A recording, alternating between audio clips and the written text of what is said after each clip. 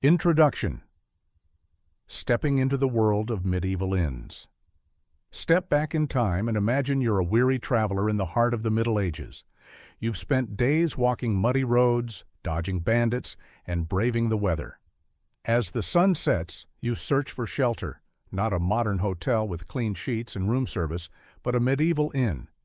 What greets you isn't comfort or luxury, but something far more raw, real, and often unpleasant. Medieval inns were essential parts of the travel network in Europe. Located along major roads near town gates or by busy markets, they provided food, shelter, and sometimes safety. But don't be fooled, these places were a far cry from anything you'd call cozy. Packed rooms, shared beds, questionable food, strange company, and ever-present noise were just part of the experience. The word inn in the Middle Ages could refer to many kinds of lodging, from a basic alehouse that let you sleep on the floor to larger establishments with stables, kitchens, and multiple rooms. Some inns were run by local families, others by religious institutions. And depending on where you were and how much you could pay, your stay could feel like a rustic adventure or a nightmare. In this video, we're diving deep into the world of medieval inns. What did people eat? Where did they sleep? How did they deal with hygiene, theft, or fire? What kinds of travelers would you meet? Merchants, monks, mercenaries? And just how dangerous was a night at the inn? From lice-ridden straw beds to ale-soaked common rooms, medieval inns were chaotic, noisy, and full of surprises. Yet they were vital, hubs of gossip, trade, and travel. So grab your cloak, tighten your belt, and prepare to enter a place where comfort was rare, but stories were born. Where travelers slept. The many faces of medieval lodging. Not all medieval inns were created equal, and not every traveler had the same options. Where you slept depended on who you were, how much money you had, and sometimes just plain luck. In the Middle Ages, lodging could mean anything from a monastery's guest hall to a pile of straw behind a tavern. The most common places for travelers to rest were inns, taverns, guest houses, and monasteries. Let's break them down. Inns were established places of rest for travelers, especially in towns or along busy roads. A proper inn might include a stable for horses, a central hall, a kitchen, and rooms, or at least corners, for guests to sleep in. Some even had courtyards for carts and guards at the door. Taverns mainly served food and drink, but many doubled as makeshift lodgings. If you drank enough ale, the owner might let you sleep by the hearth, for a price. Guest houses were smaller, private homes that took in paying guests. These were often run by widows or merchants trying to earn a bit of extra coin. Monasteries sometimes provided shelter to pilgrims and poor travelers, especially along religious routes. These were cleaner and safer, but you had to follow monastic rules, including early rising and no meat on Fridays. In cities, wealthy merchants might rent space in someone's home or even book private chambers in a well-kept inn. But for most people, lodging meant sharing a crowded space with total strangers, and their belongings, their body odor, and their snoring. Travelers often didn't choose where to stay. They took what was available. If the inn was full, the innkeeper might let you sleep in the barn with the animals. Some even made deals with local farmers to host guests when the inn overflowed. And while some inns tried to maintain basic order and cleanliness, many were known for their filth, fleas, and fights. It wasn't unusual for a traveler to carry a small travel blanket, a piece of cloth to sleep on, and even a dagger, just in case the night got lively. No matter where you ended up, one thing was certain. Comfort was a luxury, not an expectation. Beds, bugs, and bunkmates. Sleeping in a medieval inn. So you found a place to stay for the night. Congratulations! But don't get too excited. In a medieval inn, a bed didn't mean privacy or comfort. In fact, it barely meant a bed at all. Most inns didn't offer private rooms. Instead, you'd be shown to a common sleeping area where travelers from all walks of life shared the same space. These dormitories could have several crude wooden beds or nothing more than piles of straw scattered across the floor. If you were lucky and paid extra, you might get a spot on a raised platform or even a shared mattress. Beds were simple, a wooden frame, if any, a mattress stuffed with straw, hay, or rags, and a rough wool blanket. Sheets were rarely washed, and the same bedding was used by dozens of guests. Don't expect pillows either. Many used their cloaks or saddlebags to rest their heads. And then there were the bedbugs, fleas, and lice. Infestation was nearly guaranteed. Travelers knew better than to remove their clothes at night, better to sleep fully dressed and hope to keep the insects out. But the biggest surprise for a modern traveler would be sharing your bed with a stranger. This was extremely common, even expected. 2 or more guests of the same or even different sexes might sleep in the same bed, often without ever exchanging names. It was a practical matter, space was limited, and warmth was a priority. The person next to you could be a merchant, a beggar, a monk, or someone with less than honest intentions. Theft was a constant worry. People often slept with their coin purses under their shirts and weapons close at hand. Some even tied their bags to their bodies to prevent theft in their sleep. The room itself was far from peaceful. Loud snoring, drunken singing, creaking floorboards, animal sounds from the stables, and the occasional brawl were all part of the ambiance. Inns didn't enforce curfews, so guests might stumble in and out all night long. In short, a night's sleep in a medieval inn was more about survival than rest. You hoped to stay warm, keep your belongings, and avoid catching fleas. Or worse. Sweet dreams were hard to come by, but for the medieval traveler, they were better than sleeping out in the cold. Food and drink. What medieval inns served. After a long day on dusty roads, food was a welcome comfort, but medieval inn fare was nothing like today's restaurant menus. What you ate largely depended on the region, season, and the inn's resources. Fresh ingredients were a luxury, and many inns relied on simple, filling dishes made from whatever was available. The staple meal was usually a stew or pottage, a thick soup made by boiling grains like barley or oats with vegetables such as cabbage, onions, beans, or peas. Meat was scarce and expensive, so when it appeared, it was often salted or smoked to last longer. Travelers might get salted pork, dried fish, or occasional scraps of poultry. Bread was served at almost every meal. Usually it was a dense, coarse loaf, sometimes stale or hard. White bread was rare and reserved for the wealthy. Innkeepers often sold bread baked days earlier, so it wasn't always fresh. Because clean drinking water was hard to come by or considered unsafe, most people preferred ale or beer even at breakfast. These drinks were low in alcohol but boiled during brewing, making them safer than water. In some regions, cider or mead might also be available. Wine was mostly reserved for the wealthy or served during special occasions. For the average traveler, ale was the common companion, strong, filling, and available in most inns. Utensils were minimal. Forks were uncommon. People ate with knives in their hands. Sharing a large wooden or ceramic bowl was typical, and washing dishes thoroughly was rare, meaning germs were easily spread. Food portions were modest. If you wanted more, you often had to pay extra or bring your own provisions.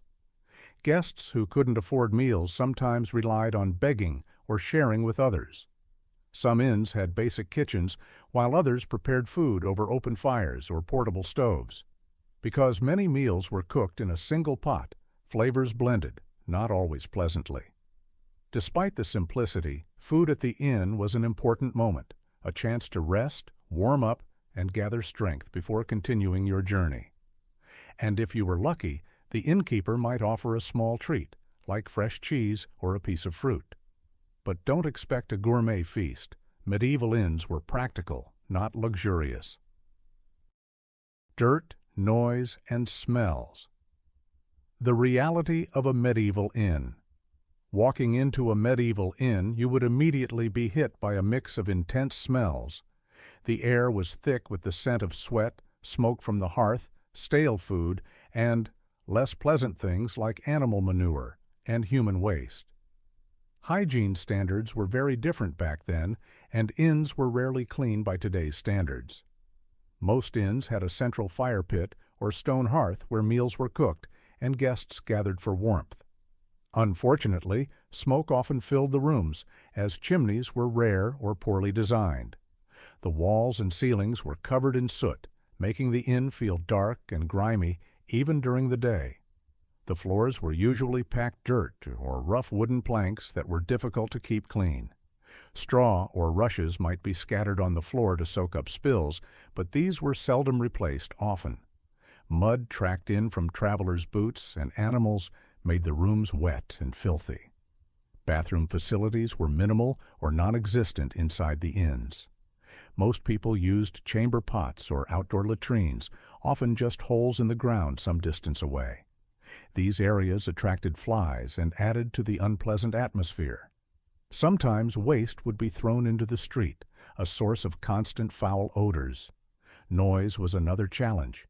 The inns were loud and busy places. Travelers talked loudly, sang, laughed, and sometimes argued or fought. You might hear the braying of horses and neighing from the stables nearby, the clatter of carts on cobblestones, or the cries of street vendors outside. Even at night, the noise rarely stopped. Guests would come and go, drunk or sober. Some inns had no rules about quiet hours or closing times. Fighting was common, especially after heavy drinking, with brawls sometimes breaking out among the patrons. All these elements, the dirt, the smells, the noise, combined to create an environment very different from the peaceful, clean inns we imagine today. It was a harsh, gritty reality that travelers had to accept. Yet, despite all this, inns were vital social hubs. They were places to exchange news, share stories, and make connections. For a medieval traveler, enduring the dirt and noise was simply part of the adventure. The staff, who worked at a medieval inn. Running a medieval inn was no simple task, and the people who worked there often wore many hats. Inns were busy, noisy, and sometimes dangerous places, so the staff had to keep things running smoothly while dealing with all kinds of travelers. At the top was usually the innkeeper, or innkeeper's wife, who managed the business. This person handled money, welcomed guests, prepared meals, and often served drinks behind the bar. The innkeeper's job was to keep guests happy enough to pay, but also to maintain order, which was easier said than done. Assisting the innkeeper were servants and apprentices, often young boys or girls from the local area. They ran errands, cleaned rooms, tended fires, and helped serve food and drinks.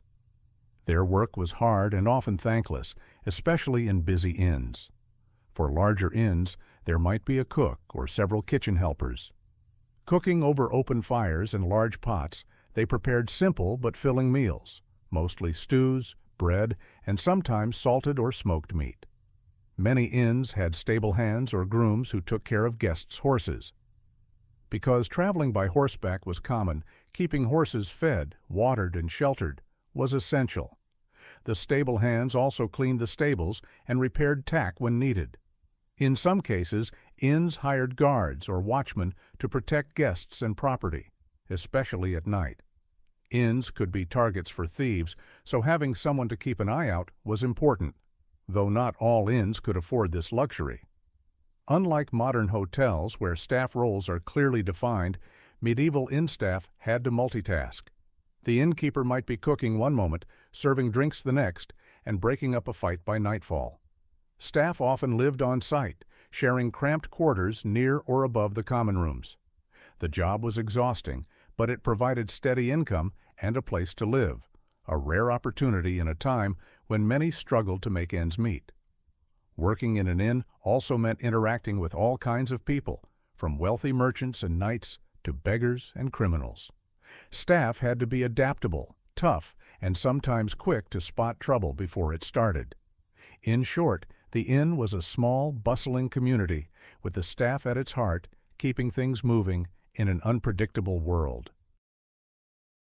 The guests, a strange mix of travelers. Medieval inns were melting pots of different people from all walks of life, often thrown together by circumstance. Traveling was risky and expensive, so those who ventured far were usually merchants, pilgrims, soldiers, or wanderers with no fixed home. Inns were one of the few places where all these people met. Merchants were among the most common guests. Traveling with goods to sell, they needed places to rest and negotiate deals. Many inns developed reputations for being good spots to find trade connections, and merchants often stayed for days, if not weeks. Pilgrims on religious journeys frequently sought shelter in inns along major routes. Their travels could be long and tiring, and inns provided a vital place to recover. Some inns even catered specifically to pilgrims, offering cheaper lodgings or special meals. Soldiers and mercenaries were also frequent visitors, especially during times of conflict or war. Inns near battlefields or garrisons were crowded with armed men, some fresh from combat and others on their way to new campaigns. This sometimes made inns rowdy and dangerous. Besides these groups, inns also welcomed wandering minstrels, actors, and beggars. Minstrels might perform for free meals or a few coins, while beggars hoped for charity. The mix of guests could lead to interesting conversations or fierce arguments. Some travelers stayed longer than expected due to illness, injury, or bad weather. Over time, a community of regulars often formed around an inn, blurring the line between traveler and resident. Because inns had few rules and little privacy, guests needed to be cautious. Thieves and con artists were common, taking advantage of the crowded, chaotic environment. Travelers often kept valuables hidden and their wits about them. Despite the dangers, inns were places of exchange, not just of goods, but of stories, news, and culture. Letters, rumors, and gossip traveled from town to town, carried by the diverse crowd that passed through. So, the medieval inn was more than just a place to sleep. It was a hub of medieval life, full of characters you'd never meet anywhere else. Dangers and troubles. What could go wrong at a medieval inn? Staying at a medieval inn was never risk-free. While these inns offered much-needed shelter and food, they were also places where travelers faced various dangers, from petty theft to violent brawls and even deadly fires. One of the biggest threats was theft. Inns were crowded, with many strangers packed into a small space. Pickpockets and thieves took advantage of the chaos to steal purses, belongings, or even horses. Guests often slept with their valuables hidden in their clothing or tied to their bodies to reduce risk. Some even carried weapons for protection. Violence was another common issue. Many guests arrived tired, hungry, or drunk, a combination that could quickly lead to arguments or fights. Brawls were frequent, especially when disputes over money, women, or insults flared up. Innkeepers sometimes had to act as mediators or call on local guards to break up fights. However, law enforcement was patchy, and many disputes ended without formal consequences. Fire was a constant hazard. Medieval inns were mostly built of wood with thatched roofs and used open flames for cooking and heating. A stray spark or overturned candle could ignite a blaze that would quickly engulf the building.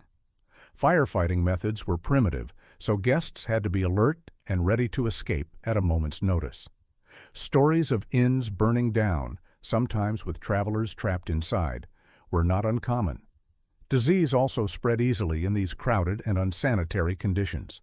Fleas, lice, and rats carried illnesses, and poor hygiene meant infections were frequent. Travelers coming from different regions could bring contagious diseases, making inns hotspots for outbreaks. In some places, inns could be targeted by highwaymen or bandits who attacked travelers before or after their stay. This added another layer of danger to the journey. Despite these risks, inns remained crucial for medieval travel. People learned to be cautious, traveling in groups when possible, guarding their possessions and choosing reputable inns when they could. The dangers were part of the adventure and the reality of life on the road. The role of inns in medieval society. Medieval inns were much more than just places to sleep and eat. They played an essential role in the social and economic fabric of their communities. Positioned along busy trade routes, near city gates, or by marketplaces, inns were hubs where news, ideas, and goods circulated. One of the key roles of inns was as centers for trade and commerce. Merchants traveling between towns often used inns as meeting points to negotiate deals, arrange transport, or store goods temporarily. Some inns even offered facilities like stables and warehouses to accommodate traveling traders and their animals. Inns also served as communication hubs. With few other ways to spread news quickly, travelers shared stories, rumors, and announcements from far-off places. Inns became places where local residents could catch up on the latest happenings beyond their town walls. Socially, inns were gathering places for locals as well as travelers. Townsfolk might come in to drink, eat, and socialize, turning inns into lively centers of community life. For the lower classes, inns offered a rare chance to interact with people from different backgrounds, from wealthy merchants to wandering minstrels. Religious pilgrims relied heavily on inns for shelter and sustenance. Some inns catered specifically to these travelers, often located near pilgrimage routes leading to holy sites. This fostered a sense of hospitality and charity, which was a core value in medieval Christian society. In some regions, inns played a role in local governance. Officials might hold meetings or courts in inn halls, and inns could serve as temporary offices or post houses where messengers stopped to deliver letters. Despite their often rough conditions, inns contributed significantly to the mobility and connectivity of medieval Europe. Without them, long-distance trade, pilgrimage, and travel would have been much more difficult and dangerous. So, while they might have been noisy, dirty, and uncomfortable, medieval inns were vital spaces where the medieval world came alive, connecting people, goods, and ideas across regions. Conclusion: reflecting on the medieval inn experience. Looking back at medieval inns, it's clear they were places full of contrasts. They offered shelter, food, and warmth, but also dirt, noise, and danger. For the average traveler, staying at an inn was less about comfort and more about survival. The inns were hubs where people from all walks of life met: merchants, pilgrims, soldiers, beggars, and entertainers. These gatherings created a unique atmosphere, rich with stories, trade, and cultural exchange, even if the accommodations were often rough and chaotic.